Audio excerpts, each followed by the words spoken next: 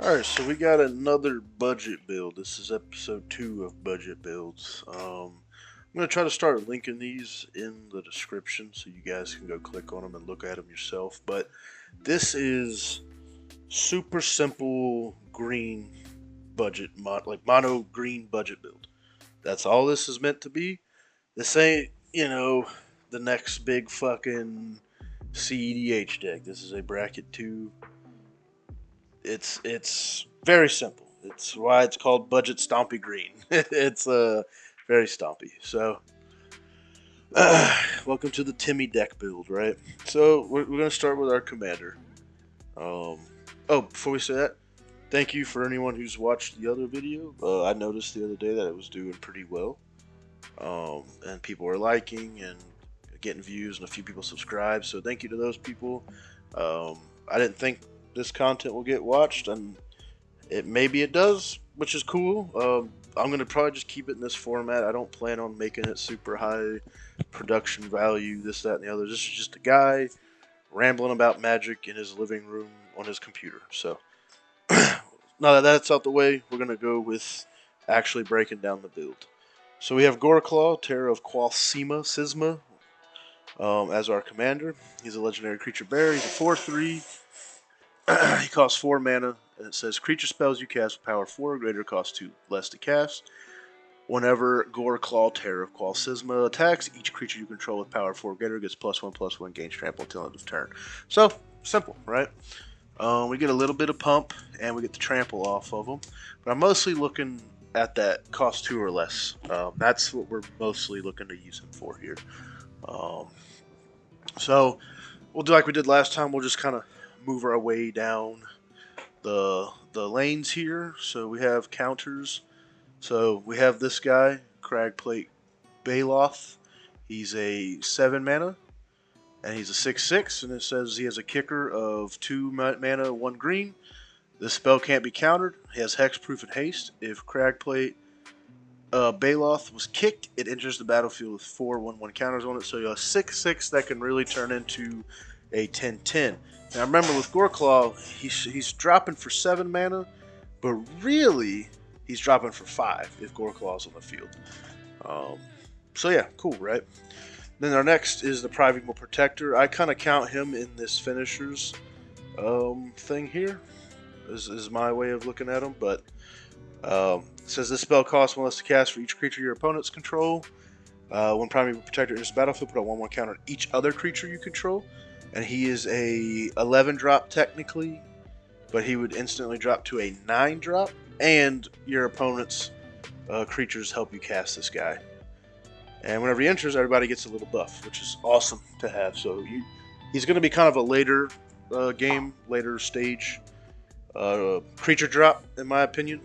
You don't want to put him out right away. You want to get some creatures out, get some stuff building up, and then drop them. Bam, another big guy. Everybody else gets a little buffed.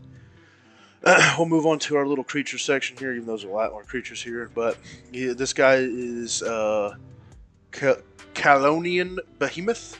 He's a 7 drop. That's actually really a 5 drop if your Goreclaw's on the field. He's a 9/9 with Shroud.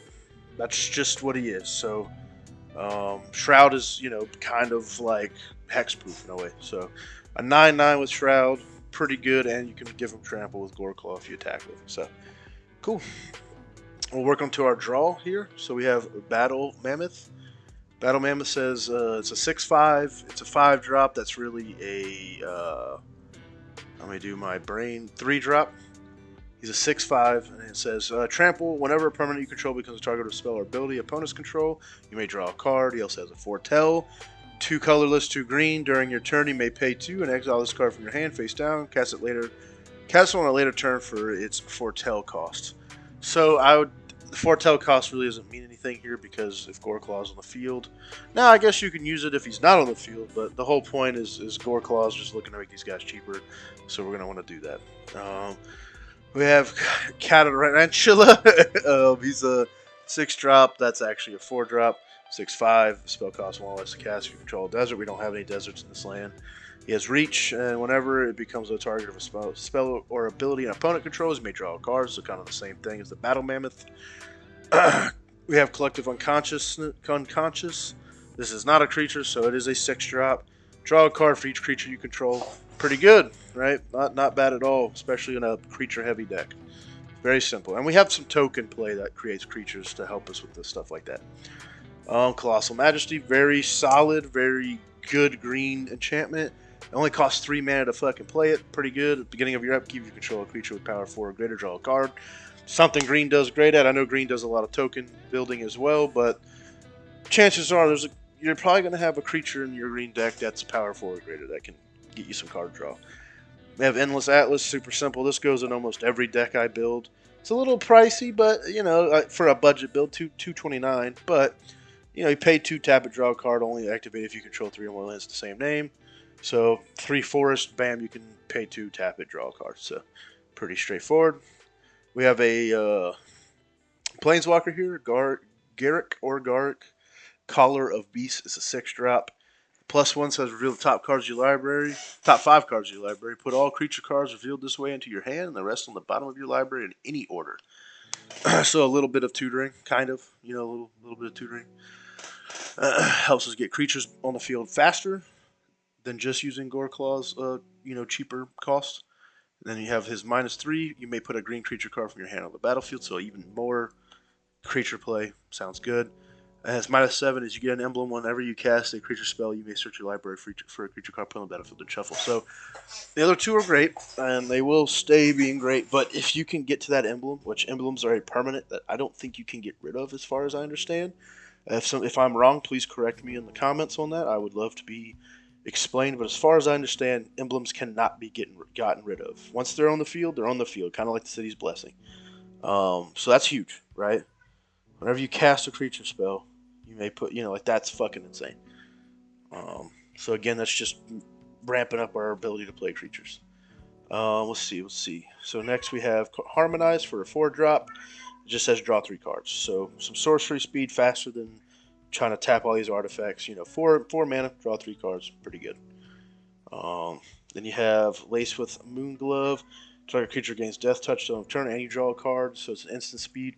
So we can, maybe use a token or one of these guys, one of these big boys to help kill some of these creatures a little easier, and draw a card. So instant speed card draws cool with me. Nisa's Revelation. It's a 7 drop. Scry 5, then reveal the top card of your the top card of your library. If it's a creature card, you draw a card equal to its power and gain life equal to its toughness.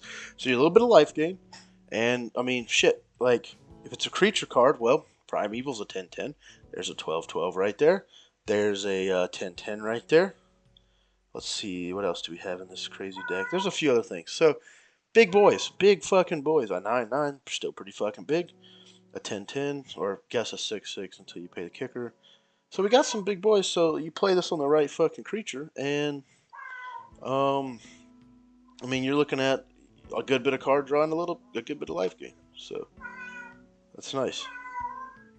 All right, so we're gonna move on to Shamanic.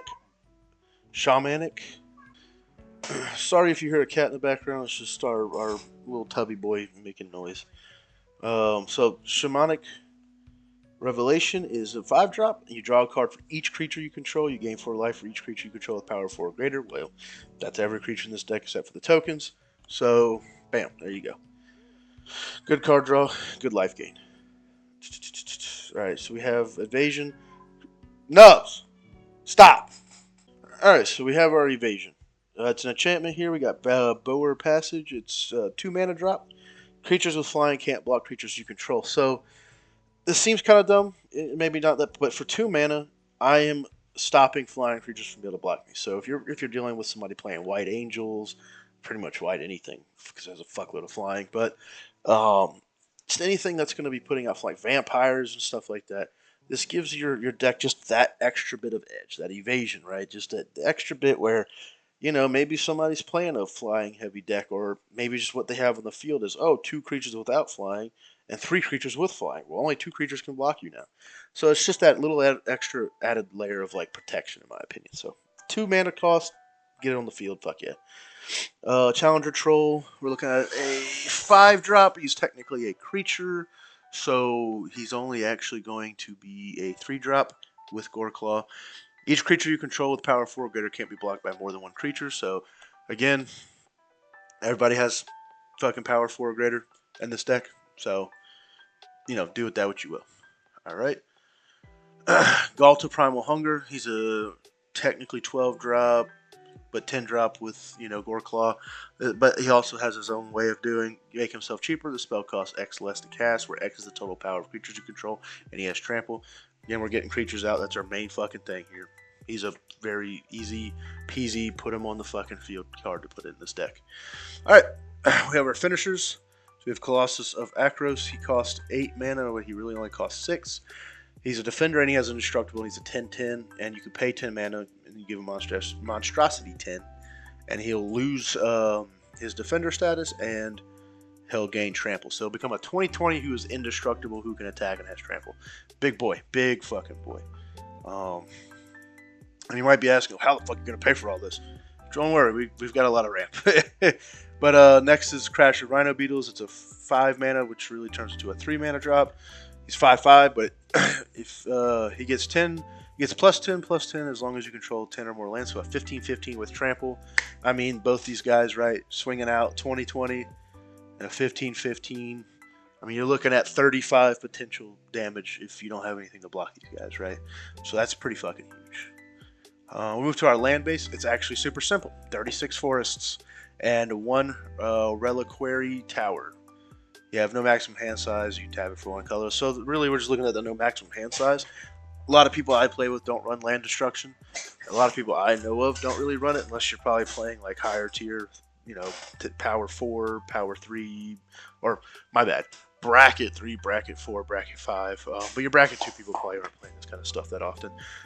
So it's good to have because we have a fuckload of ramp going on over here, green ramp, and I want us to be able to play that shit without having to worry about it too much. So yeah, protection. So we have Archetype of Endurance. It's an 8 drop, which turns into a 6. It's a 6/5.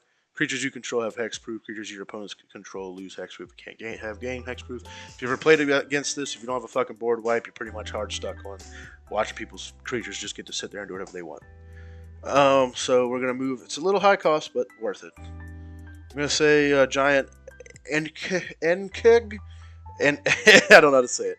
8 drop turns into a 6 drop. It has trample. It's an 8/8, and it has a ward 2. Other creatures you control have trample and ward 2, so it gives everybody else trample plus ward 2. So it's just that extra benefit.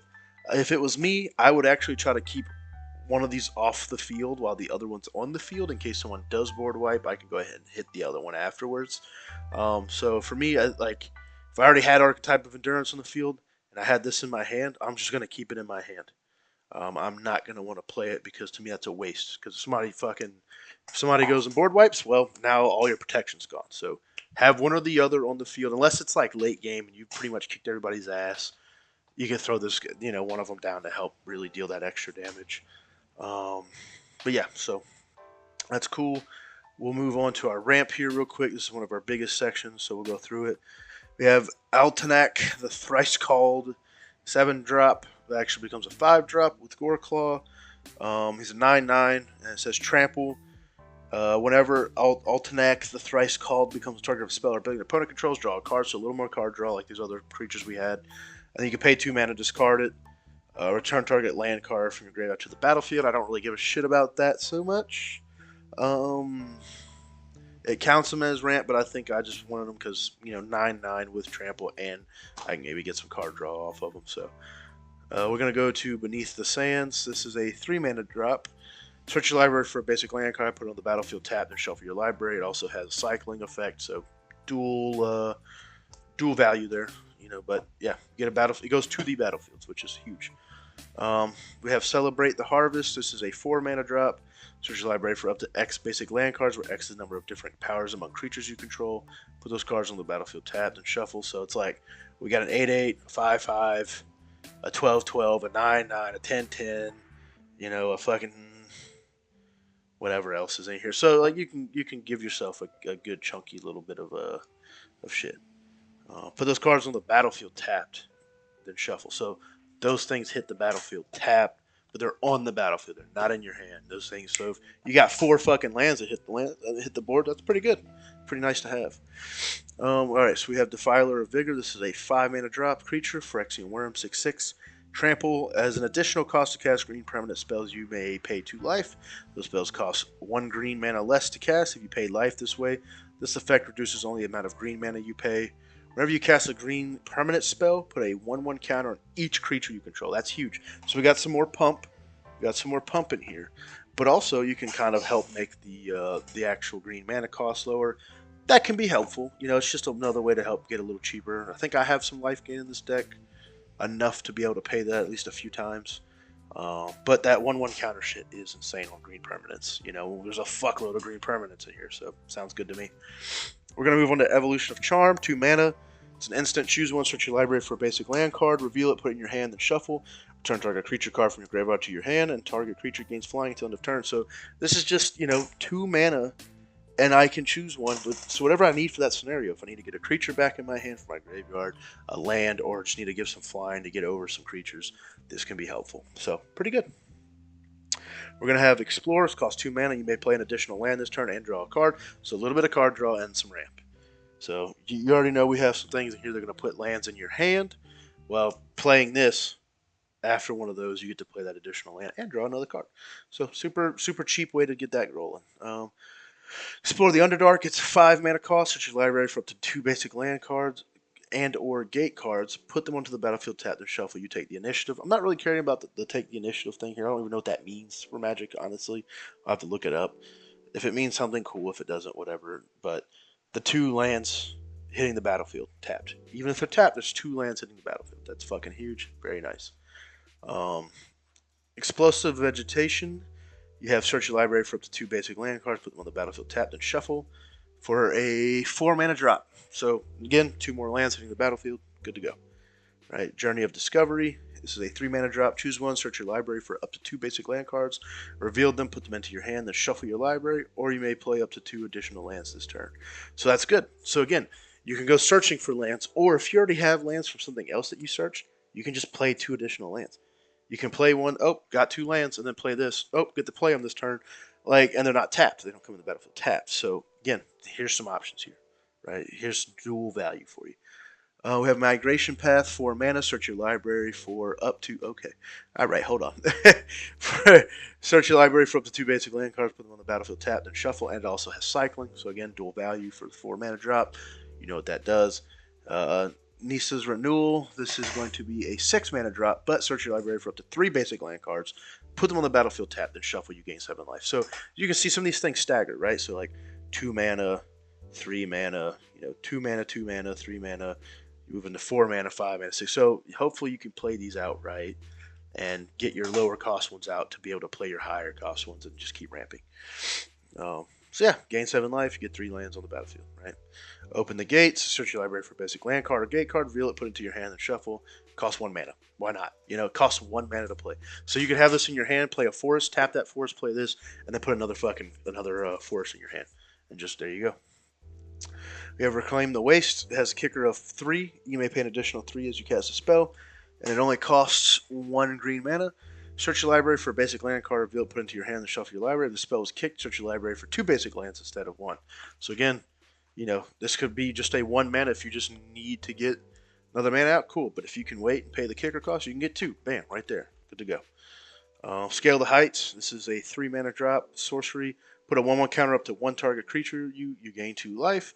You may play an additional land this turn and draw a card. So that's a lot of value for a 3 mana cost. 1/1 counter, so you get a little bit of pump. And the counters are permanent, unless the creature dies or somebody can take it off. Then you gain 2 life, so a little bit of life gain. And you get to play an additional land, and you get to draw a card. That's 4 different values for 3 mana. That's fucking pretty solid in my opinion. We have Thought Vessel, no maximum hand size, just to back up. Reliquary Tower, again, probably only want to have one on the field at the time than the other. If you have Thought Vessel, maybe hold on to Reliquary Tower just in case somebody does end up playing land removal. Maybe try to burn them out a little bit and then play the other one. Cool. We're going to move over to our recursion. This is not really that big of a recursion, but Artisan of Kozilek is a 9-drop. It's actually a 7-drop. 10-9. Whenever you cast a spell, you may return target creature card from your graveyard to the battlefield, and he has Annihilator too. So you get a creature back, so one of your big boys goes straight back to the battlefield, so you can maybe put Prime Evil. You can maybe put your, Protection if one of them got blown up back on the field, your 12-12 here, whatever. Maybe even your Goreclaw. So Annihilator 2, whenever this creature attacks, if any player sacrifices 2 permanents. So instantly when it attacks, doesn't even have to hit yet, they have to get rid of 2 permanents. We're trying to overwhelm the enemy here, your competition here. You want to overwhelm them with just massive amounts of force, and they're probably going to be taking hits, and shit's going to get blown up, and artifacts and enchantments and creatures are going to die. Might be able to push them into a position where they're going to have to sacrifice fucking land, which just sets them that much further behind you. So keep that in mind. Alright, so we have removal, appetite for the unnatural, 3-drop. Destroy target artifact or enchantment, you gain 2 life. Very simple, very straightforward, a little bit of dual value. Or, you get some, what do you want to call it? Some variety there. Either an artifact or enchantment for what you need at the time. You have Artisan Sorrow, it's a 4 mana drop. Destroy target artifact or enchantment and scry 2. Again, multiple value, pretty straightforward. Traxxas Falls, a 2 mana, destroy target artifact, battle, enchantment, or a creature with flying. Again, multiple value for a 2-drop. Back to nature, destroy all enchantments. So here's kind of a board wipe for 2 mana, which is insane. I don't really know if there's that many enchantments in this deck, so you really are going to be fucking their shit up. So pretty straightforward. We have Barrier Breach. This is going to be a 3 mana drop, exile up to 3 target enchantments and cycling. So now you're exiling enchantments. You're not just destroying them, so they get removed from the game. That's much harder to deal with than getting them destroyed. Bramble Crush, 4 mana, destroy target non-creature permanent. So again, land. You could, target someone's special land or that one that's giving them that mana they need to play stuff from their hand. If you blow it up, maybe they're out of that mana. Maybe they have 4 black and 1 white, and if you blow up that white one, now they can't cast a lot of the stuff in their hand. So, pretty good. Break Asunder, 5 mana drop, destroy target artifact or enchantment, and cycling. Pretty straightforward. Pretty good. Broken Bond, destroy target artifact or enchantment. You may put a land card from your hand onto the battlefield. So, a little more ramp, and we're getting rid of an artifact or enchantment. So, again, dual value, pretty good. Broken Wings, destroy target artifact, enchantment, or a creature with flying. Pretty straightforward. It's a 3-drop. Instant, good to go. Calming Verse, 4 mana drop, destroy all enchantments you don't control. Then if you control an untapped land, destroy all enchantments you control. Which again, I don't think there's really any enchantments other than this archetype of Endurance. Which, if you're playing right, you might be able to do this and then play your archetype of Endurance. Or just tap all your fucking land if you really need to. Consign to Dust, 3 mana. This spell costs 2 colorless, 1 green, more to cast for each target beyond it. Destroy any number of target artifacts and or enchantments. Can kind of be a board wipe, or you can hit multiple people's like main thing. Oh, there goes your mana rock. Oh, there goes your fucking card draw engine. Oh, there goes this, there goes that. It's just another thing to help you out there. Creeping Mold, 4 mana, destroy target artifact, enchantment, or land. Pretty straightforward. It does what it says it does. Variety value is good here. Deconstruct, destroy target artifact, and add 3 mana to your mana pool. So a little bit of mana ramp, and you might be taking away somebody else's mana ramp. Oh, I'm going to blow up your Thran Dynamo that produces 3 mana. Now I get 3 mana, bitch. So it's like a trade-off there, right? Desecration Plague, 4 mana, destroy target enchantment or land. Cool, good to go. Desert Twister, destroy target permanent. Costs 6 mana, but you're destroying a target permanent, so you get to choose creature, artifact, enchantment, whatever you need, land. So it's good to have those options, especially with this deck with all the ramp we've got. We should be able to pay 6 mana for some things. Multani's Decree, 4 mana, destroy all enchantments. You gain 2 life for each enchantment destroyed this way. Again, pretty big, destroying their enchantments. One thing I'll have you know is there's not a whole lot of creature removal specifically in this deck. I know green has its own ways of doing it, but I was just kind of more banking on our big trampoly, stompy creatures to just do what they have to do when it comes to swinging, and probably not have much to match them. So I'm going to take a sip of water. Alright, we have Pathrazer of Ulamog. It's an 11 drop, it's really a 9 drop with our guy out. Annihilator 3, same thing. So if you have this guy and the other guy out, that's 5 Annihilator. They have to sacrifice 5 permanents. That's going to put a lot of people's decks into into a rough situation where they're going to have to make some tough choices. So, can be blocked except by 3 or more creatures. So again, kind of just adds a little more to it. Some people might have some token play and all that, but depending on who you're playing against, that they're not going to be able to block this thing, or they're not going to be willing to because they don't want to sacrifice their creatures. All right, if we have Rain of Thorns, 6 mana. Choose one or more, destroy target artifact, destroy target enchantment, or destroy target land. So you can choose one or more depending on what you need for the situation. So cool. I'll move on to our tokens. We have the Ant Queen, 5 mana drop, which is actually going to be a 3 mana drop because she's a creature. And you can pay 2 mana, put a 1/1 green insect creature token onto the battlefield. That's a 5/5. Again, tokens are good to have. I like playing tokens. That's my personal way that I play. I think every deck should have a little bit of token play if you can work it in. No, I say every deck. Depends on what you're doing, obviously. But tokens are just useful. A 1/1 green insect creature token on the battlefield. It's just, hey, an extra creature you can block with whatever you need to do. So it's good to have. Symbol the Mmoot. I'm more worried about the creatures you control have reach thing here. So all of our guys get reach, which is awesome. But you can sacrifice Symbol the Mmoot.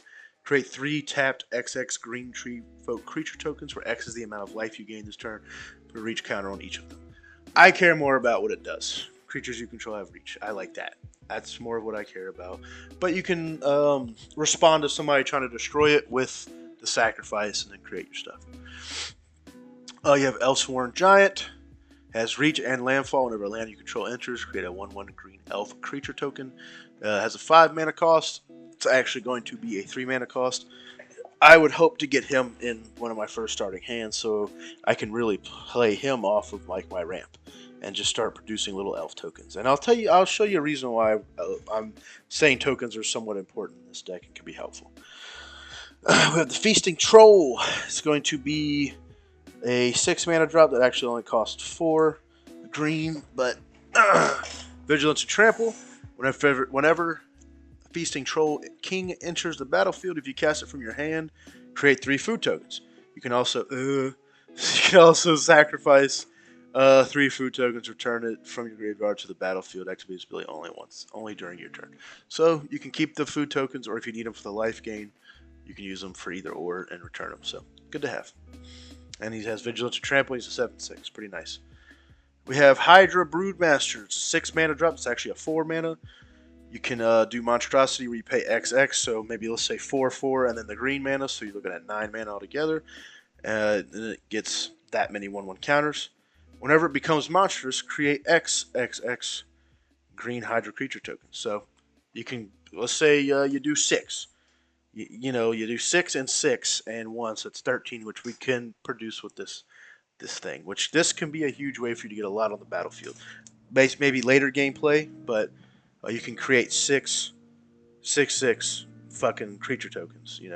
That's pretty good to have. Then we have Nissa, Voice of Zendikar. It's a 3 mana. +1 is put a 0/1 green plant creature token onto the battlefield. Simple enough. Another, again, blocker if we need it. -2, put a 1/1 counter on each creature you control. That's fucking huge here. We got some permanent pump, not just till end of turn pump. So that's big.